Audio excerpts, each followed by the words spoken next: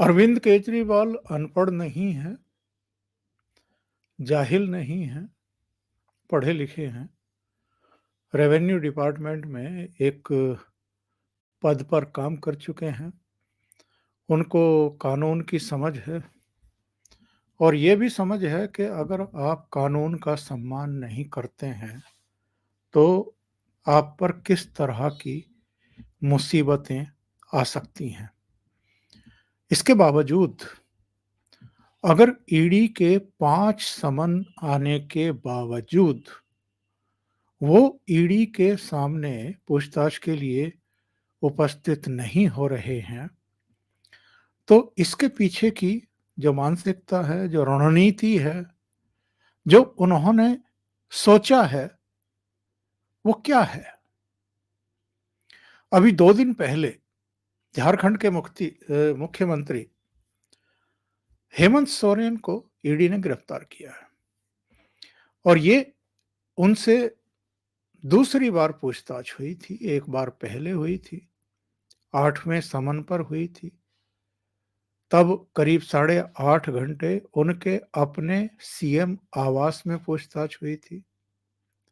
9वें समन पर वो बंक मार गए, लेकिन 10वें समन पर फिर ईडी उनके घर पहुंच गई और उनसे पूछताछ करने के बाद 7-8 घंटे उनको गिरफ्तार कर लिया।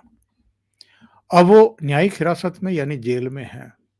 यानी सिटिंग चीफ मिनिस्टर को गिरफ्तार किया जा सकता है।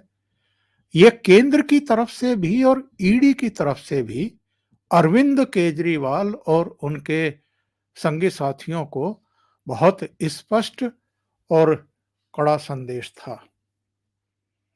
इसके बावजूद अगर अरविंद केजरीवाल जिस दिन 5वें समन की उनको अनुपालना करनी थी, ईडी के समक्ष प्रस्तुत होना था, वो ईडी ऑफिस जाने के बजाय चंडीगढ़ में मेयर के सवाल को लेकर के दिल्ली की सड़कों पर धरने प्रदर्शन पर भाषणबाजी पर क्यों उतारू हो गए और पंजाब के मुख्यमंत्री को भी बुला लिया। पंजाब से भी भीड़ बुलाई गई, हरियाणा से भी बुलाई गई, दिल्ली से भी बुलाई गई। तो वो शक्ति प्रदर्शन पर आमादा क्यों हो गए, इसको जरा जानना और समझना बहुत जरूरी है। और संभवतः भारतीय जनता पार्टी को इसके पीछे का जो उनका मकसद है वो समझ में आ गया। आमतौर पर तो क्या होता है कि भारतीय जनता पार्टी खास तौर से दिल्ली में निद्रा में रहती है, सोई रहती है। अरविंद केजरीवाल क्या कर रहे हैं, खुला मैदान उनको कई बार दे दिया जाता है और इसको लेकर के सवाल भी खड़े होते रहे हैं कि भारतीय जनता पार्टी की दिल्ली को लेकर के आखिर रणनीति क्या है। ना लीडरशिप सामने आती है उभर करके, ना अरविंद केजरीवाल के जो प्रपंच होते हैं, पाखंड होते हैं, प्रदर्शन, धरने, बयानबाजी तमाम, उनकी काट के लिए इनके पास कोई रणनीति दिखाई देती है। लेकिन शुक्रवार को वो दिखाई दी जब अरविंद केजरीवाल ने भीड़ जुटाई। और ये भीड़ किसको दिखाने के लिए थी? एक तो दिल्ली का जो लुटियन मीडिया है और जो चैनल्स वगैरह हैं जिनका वो पेट भरते रहते हैं और वो पेट कभी भरता भी नहीं है। भूख इतनी बड़ी है, प्यास इतनी बड़ी है कि वो खत्म होने का नाम नहीं ले रही है दिल्ली के मीडिया हाउसेस की। अरविंद केजरीवाल पहले दिल्ली सरकार का पैसा उनके ऊपर लुटाते थे विज्ञापनों पर। जब दिल्ली की एक कोर्ट ने उनको लताड़ लगाई, खास तौर से जो रैपिड एक्स बन रही है दिल्ली से मेरठ, दिल्ली से अलवर और दिल्ली से पानीपत के लिए, उसके लिए अरविंद केजरीवाल ने करीब 450 करोड़ रुपया जारी नहीं किया था, उसको रोक लिया था। तो दिल्ली की एक अदालत ने उनको फटकार लगाई थी कि आप 1100 करोड़ रुपया विज्ञापनों पर खर्च कर सकते हैं, पर राष्ट्रीय महत्व की परियोजना के लिए आप 450 करोड़ रुपया दबा करके बैठे हैं। या तो जारी करिए या फिर हम वो जो 1100 करोड़ रुपया विज्ञापनों के लिए आपने रखा हुआ है बजट में उसको जब्त करेंगे, उसमें से जारी करेंगे। तो बाद में वो जारी हुआ। लेकिन कहने का आशय ये है कि अरविंद केजरीवाल जो हैं, वो ईडी के समन को तामील करने के बजाय, उस पर अमल करने के बजाय, पूछताछ के लिए स्वयं को ईडी के अधिकारियों के समक्ष उपस्थित करने के बजाय अगर शक्ति प्रदर्शन कर रहे हैं और चंडीगढ़ के मेयर का जिस तरीके से चयन हुआ है उसको मुद्दा बना करके शक्ति प्रदर्शन कर रहे हैं, तो वो क्या शो करने की कोशिश कर रहे हैं? वो एक्चुअल में ईडी को भी धमकाने की कोशिश कर रहे हैं कि देखिए मेरे पास, मेरे साथ कितने लोग हैं, कितने लोगों का समर्थन है। वो डायरेक्ट इनडायरेक्ट वे में केंद्र सरकार को भी धमकाने की कोशिश कर रहे हैं, जुर्रत कर रहे हैं। वो लोकसभा चुनाव से पहले दिल्ली में एक माहौल भी बनाने की कोशिश कर रहे हैं और दिल्ली की जनता, जिन्होंने इनको मुख्यमंत्री बनाया है और तीसरी बार मुख्यमंत्री बनाया है, ये उनको भी भ्रमित करने की कोशिश कर रहे हैं। यानी जो मूल मुद्दा है शराब के भ्रष्टाचार का, जिसके तहत अब तक मनीष सिसोदिया, संजय सिंह, विजय नायर जैसे आम आदमी पार्टी के 3 सीनियर नेता तिहाड़ भेजे जा चुके हैं और जिनको जमानत नहीं मिल रही है नीचे से लेकर के ऊपर की अदालत तक, उससे ये लोगों का ध्यान डाइवर्ट करने की कोशिश कर रहे हैं।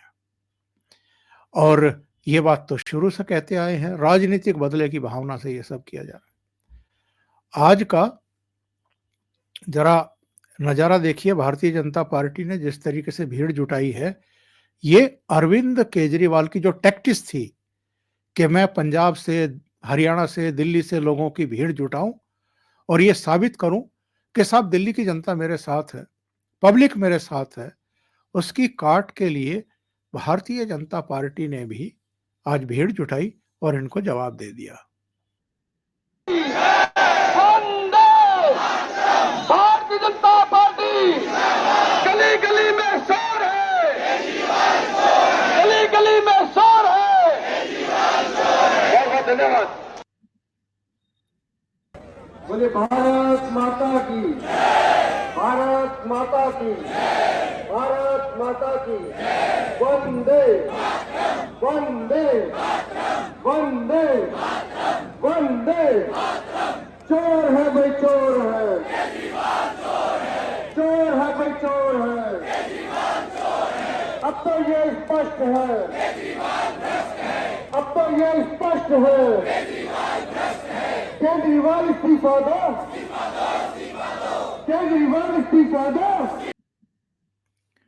कहने का आशय ये है कि जो टैक्टिस अरविंद केजरीवाल अपनाने की कोशिश कर रहे थे उसका जवाब दिया है। कपिल मिश्रा का एक संदेश, उसको सुनते हैं, बात आगे बढ़ाते हैं। केजरीवाल, अरविंद केजरीवाल आज फिर ईडी के संबंध से भाग रहे हैं, ईडी के सामने आने से बच रहे हैं। लेकिन वो कितना भी भाग ले, जो उन्होंने चोरी की और पाप किया है उसका हिसाब होकर रहेगा। केजरीवाल गैंग के बाकी सभी चोर और भ्रष्ट जहां हैं, उनका गैंग लीडर अरविंद केजरीवाल भी बहुत जल्द वहीं पर ही होगा। अरविंद केजरीवाल का मकसद क्या है? गिरफ्तारी से बचना। और उनको भय क्या है? गिरफ्तारी का। गिरफ्तारी से बचना क्यों चाहते हैं?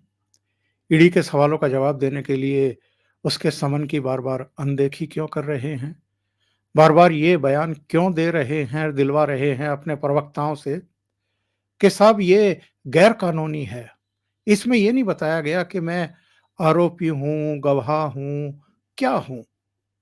और जब तक ये स्पष्ट नहीं करेगी एजेंसी, तब तक हम उपस्थित नहीं होंगे, प्रस्तुत नहीं होंगे।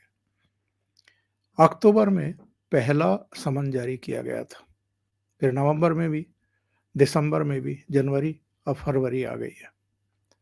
कभी ये बहाना बनाते हैं कि 5 राज्यों के चुनाव हैं, मैं तो स्टार प्रचारक हूं, मुझे तो प्रचार के लिए जाना है। कभी ये विपश्यना के लिए निकल जाते हैं, कभी ये इस तरह के आरोप लगाते हैं। इनको पता है कि इसी शराब घोटाले के आरोप में इनके 3 निकट सहयोगी मनीष सिसोदिया, संजय सिंह, विजय नायर और कई शराब कारोबारी, कुछ अधिकारी गिरफ्तार किए जा चुके हैं। 3 जो हैं वो गवाह भी बन चुके हैं। तो अरविंद केजरीवाल को बहुत अच्छे तरीके से पता है, वो पढ़े लिखे हैं, वो जाहिल नहीं है, अनपढ़ नहीं है, अफसर भी रहे हैं। उनको पता है गिरफ्तारी तय है, और अगर गिरफ्तारी तय है तो इनका मनीष सिसोदिया, संजय सिंह और विजय नायर और दूसरे लोगों की तरह लंबे समय के लिए तिहाड़ में यानी जेल में जाना भी तय है। तो ऐसे में सबसे बड़ा संकट इनके सामने ये है कि पार्टी को कौन संभालेगा। लोकसभा चुनाव सामने है, टिकटों का भी वितरण करना है। चुनाव प्रचार के नाम पर पंजाब के मुख्यमंत्री भगवंत मान के और पंजाब गवर्नमेंट के विमान में उड़ान भी भरनी है, सैर भी करनी है। और अरविंद केजरीवाल पर भी इस तरह के आरोप तो लग ही चुके हैं कि वो कैंडिडेट योग्यता के और पार्टी के प्रति सेवाओं के मद्देनजर तय नहीं कर रहे हैं, उसके क्राइटेरिया दूसरे हो गए हैं। अरविंद केजरीवाल को बहुत अच्छे तरीके से पता है कि एक बार अगर उनको मुख्यमंत्री पद से इस्तीफा देना पड़ा गिरफ्तारी के बाद और किसी दूसरे को इन्होंने मुख्यमंत्री बनाया, और जो गंभीर एलिगेशन लगे हैं चार्जशीट में शराब घोटाले को लेकर के, और कई दूसरी जांचें भी चल ही रही हैं, बस खरीद घोटाला हो, विज्ञापन का घोटाला हो, जलकल विभाग का हो, कई दूसरे सतर्कता विभाग में जो इन्होंने किया था उसका भी है। उनमें भी जब चार्जशीट पेश होंगी तो ये बहुत लंबे समय के लिए अंदर जाएंगे, इनको सजा भी हो सकती है जिसकी संभावना बहुत ज्यादा है। ऐसे में इनका राजनीतिक करियर तो खत्म है। अभी इनके बच्चे इस लायक हैं नहीं, पत्नी आईआरएस रही है इनके साथ, उसी डिपार्टमेंट में रही है। अरविंद केजरीवाल की पत्नी को कितने लोग मुख्यमंत्री के तौर पर एक्सेप्ट करेंगे, कह नहीं सकते। जेल में बैठ करके ये पार्टी की रणनीतियां तय नहीं कर सकते, उसके लिए कैंडिडेट तय नहीं कर सकते, चुनाव प्रचार नहीं कर सकते, मतलब मामला खत्म है। तो इनका कुल मिलाकर के प्रयास ये है कि जितना और लोकसभा चुनाव नजदीक आ सकें और इसके बाद ये नए बहाने गढ़ना शुरू करें ताकि लोकसभा चुनाव के नतीजे आने तक इनकी जान बची रहे और ये बाहर रहें किसी तरीके से। तब तक ये कड़ाके की ठंड भी दूर हो जाएगी। तो शायद ये भी एक दिमाग में होगा कि शीश महल में तो ये आराम पूर्वक जिंदगी जी रहे हैं, मुख्यमंत्री का एक रुतबा भी होता है, आगे पीछे छोटे बड़े अधिकारी भी घूमते रहते हैं। अब तो विमान में यात्राएं भी कर रहे हैं, प्रचार भी कर रहे हैं, चारों तरफ भीड़ भी जुटा रखी है। एक बार अंदर गए तो ये भीड़ भी गायब, ये सुख सुविधाएं भी गायब, शीश महल भी गायब, सब कुछ खत्म हो जाएगा। इनके परिवार को भी शीश महल से बाहर आना पड़ेगा क्योंकि दूसरा मुख्यमंत्री होगा या फिर दिल्ली में भी राष्ट्रपति शासन लागू हो सकता है। तो अरविंद केजरीवाल एक्चुअल में ये जो मेयर के चुनाव का मसला है, ये तो इनके लिए एक बहाना मात्र है। ये दिल्ली की जनता को भ्रमित करने की कोशिश कर रहे हैं, मोदी सरकार के खिलाफ माहौल बनाने की कोशिश कर रहे हैं। लोकसभा चुनाव में 2014 और 2019 में चूंकि इनको कुछ नहीं मिला था, तो इस बार संभावना तलाश कर रहे हैं कि जो भ्रष्टाचार का मामला इनके माथे पर चिपक गया है, जिसमें इनके 3 करीबी सहयोगी भी अंदर हैं, इससे किसी तरीके से पब्लिक का ध्यान डाइवर्ट किया जाए और अगर कुछ संभावना हो सकती है एक आध सीट की, तो उसको थोड़ा सा संबल दिया जाए। लेकिन जिस घटना का मैंने चर्चा किया था कि अभी 2 दिन पहले ही झारखंड के सिटिंग मुख्यमंत्री गिरफ्तार हुए हैं भ्रष्टाचार के गंभीर आरोप में। अगर अरविंद केजरीवाल को यह गलतफहमी है कि 10वें सदन समन तक ईडी शायद उनको भी गिरफ्तार ना करे, तो मुझे लगता है कि ये एक बड़ी गलतफहमी ही साबित हो सकती है अरविंद केजरीवाल की। जब झारखंड जैसे फुल फ्लैश राज्य के चीफ मिनिस्टर को गिरफ्तार किया जा सकता है भ्रष्टाचार के मामले में, तो दिल्ली तो वैसे भी आधा अधूरा स्टेट है, केंद्र के अधीन है। एक नगर निगम जितनी ही बड़ी इसकी सीमाएं हैं, तो इसके मुख्यमंत्री को तो क्यों नहीं गिरफ्तार किया जा सकता है। हाँ, झारखंड के मुख्यमंत्री को उतना मीडिया फुटेज नहीं मिलता है जितना कुछ दूसरे कारणों की वजह से अरविंद केजरीवाल ले जाते हैं। आज भी मैं नोट कर रहा था, आप भी नोट कर रहे होंगे, जब ये भाषण दे रहे थे और इनके दूसरे साथी यानी भगवंत मान, सौरभ वगैरह ये सब भाषण दे रहे थे, तो अबाध गति से कुछ टेलीविजन चैनल उसका लाइव प्रसारण कर रहे थे।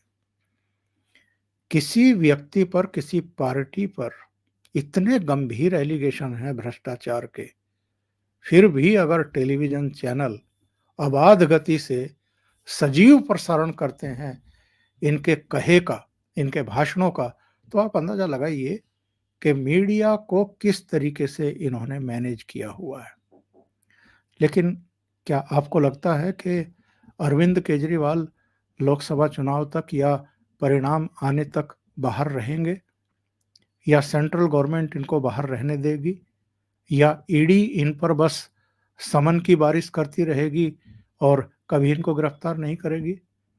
तो ये अरविंद केजरीवाल की गिरफ्तारी हो सकती, गलतफहमी हो सकती है। मेरे विचार से अब हेमंत सोरेन की गिरफ्तारी के बाद स्थितियां बदल गई हैं। सेंट्रल गवर्नमेंट और ईडी इनको संकेत और संदेश दे चुकी है कि वो गिरफ्तार हो सकते हैं, तो आप भी कभी भी गिरफ्तार हो सकते हैं। अभी के लिए इतना ही। बहुत बहुत धन्यवाद। अगर आपको ये चैनल और इसके कंटेंट पसंद आ रहे हैं तो लाइक करें, कमेंट करें, वीडियो को शेयर भी करें। अभी तक अगर आपने ये चैनल सब्सक्राइब नहीं किया है तो सब्सक्राइब कर लें और साथ में लगे बेल आइकॉन को दबाना ना भूलें, ताकि आगे आने वाले वीडियो और उनके नोटिफिकेशन आप तक पहुंचते रहें। बहुत बहुत धन्यवाद। नमस्कार।